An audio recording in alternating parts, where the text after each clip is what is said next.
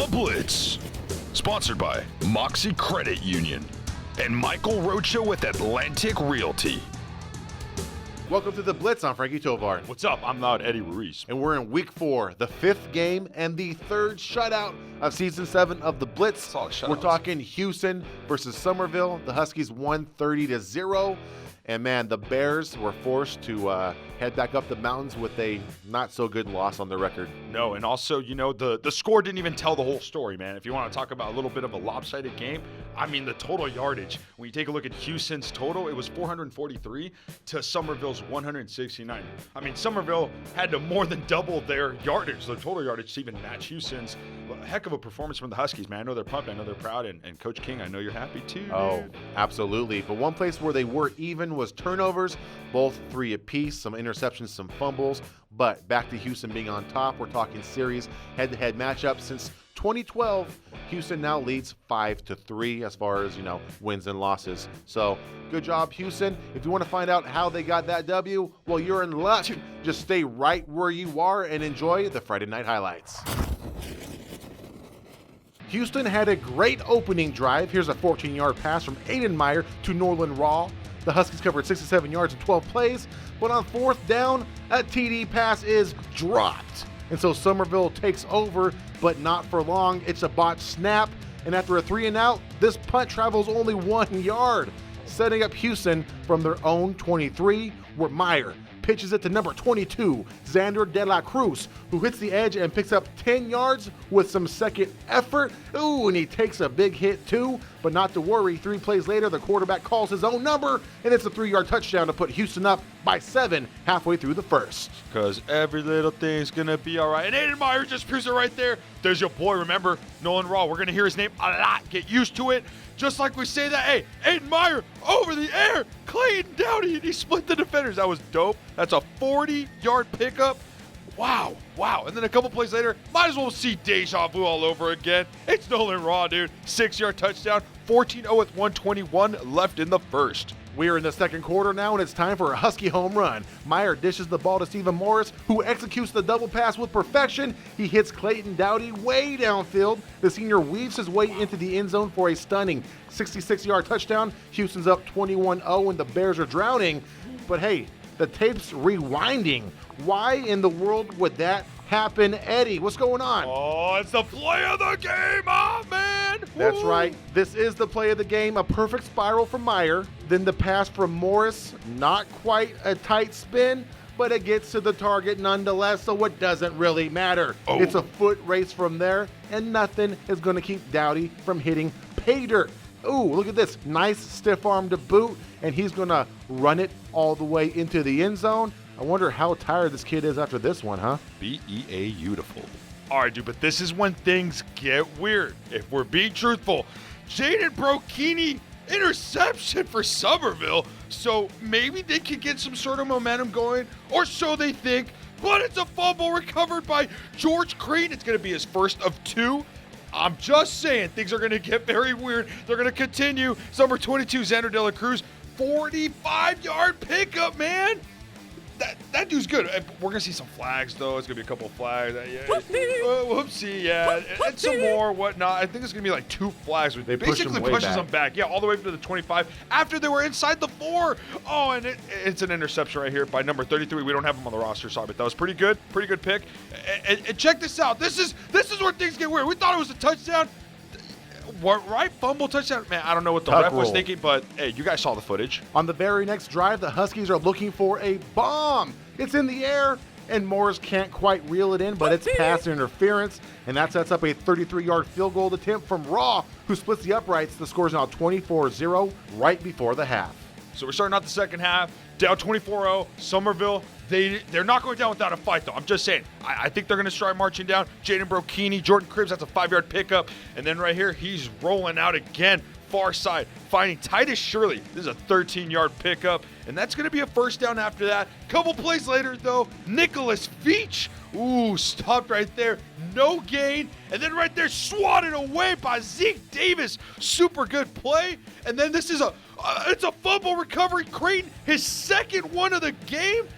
That's looking pretty good for Hughson right now. Leads right into the final scoring drive of the game. No surprise, Hughson keeps it on the ground. Here's De La Cruz with a 17-yard scamper. He's out of bounds inside Summerville territory. Then a quick pass, sweet grab. Miguel Perez right here takes that 22 yards downfield, setting up a 4-yard touchdown from De La Cruz for the final score, 30-0. Hughson finishes pre-league 2-2.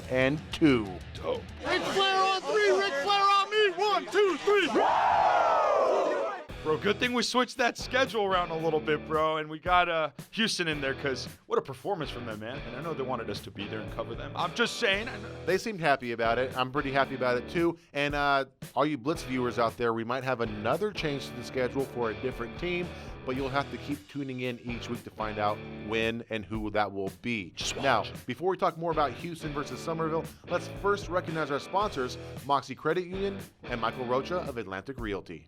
Frankie, are you looking for a loan? Or are you looking for a loan? And I'm talking any sort of loan. A home loan, toy loan, auto loan. I mean, look no further. Honestly, just check out Moxie Credit Union on gear and let them know that the Blitz sent you. I promise you, they'll take care of you. And if you are looking for a home loan, then there's one person you need to speak to, and that's Michael Rocha of Atlantic Realty. Whether you're a buyer or a seller, Michael Rocha will assist you every step of the way. As a buyer's agent, he'll make your ideal home a reality. As a seller's agent, he'll get you top dollar for your home. So contact Michael Rocha right now for more information. You can find him on Facebook and Instagram too, guys. He's always on those platforms.